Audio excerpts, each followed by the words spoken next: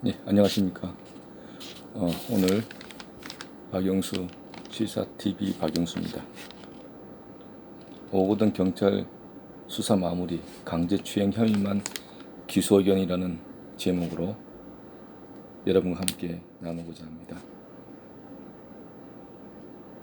오거돈 전 부산시장에 대해 경찰이 강제추행 혐의를 적용해 기소의 의견으로 검찰에 송치하며 수사가 사실상 4개월 만에 마무리됐다는 기사를 보았습니다.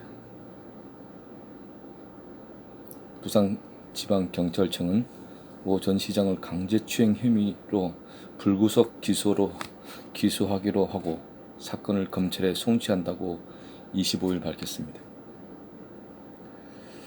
그동안 오 전 시장은 적용된 혐의는 강제추행 외에 추가 고발로 직권남용, 채용비리, 공직선거법 위반, 또 다른 성추행 혐의 등이 있습니다.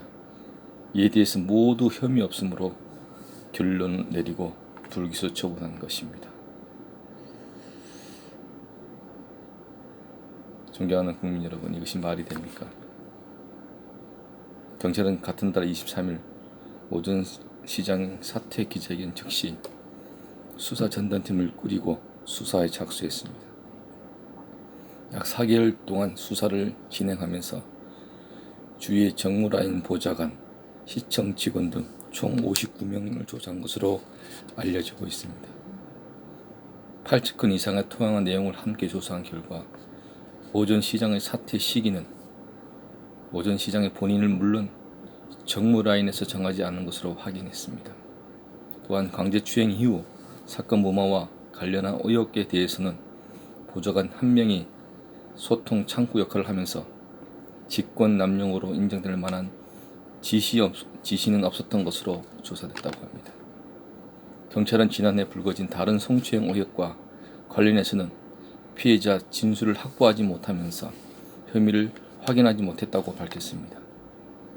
경찰 관계자는 언론과 시민단체 등이 제기한 의혹에 대해서 수사 중 특이점이 발견된 게 없다며 피해자가 2차 피해를 입지 않도록 입장을 고려해달라고만 요청하고 있습니다. 하지만 지역 시민단체에서는 오 전 시장의 면죄부를 주기 위한 시간 끌기 부실 수사를 진행하는 것이 아닌지 지적하고 있습니다. 한편 경찰은 피해자에 대한 악성 댓글 등 명예훼손 등에 대한 수사는 계속 진행한다고 밝혔습니다. 문재인 정부는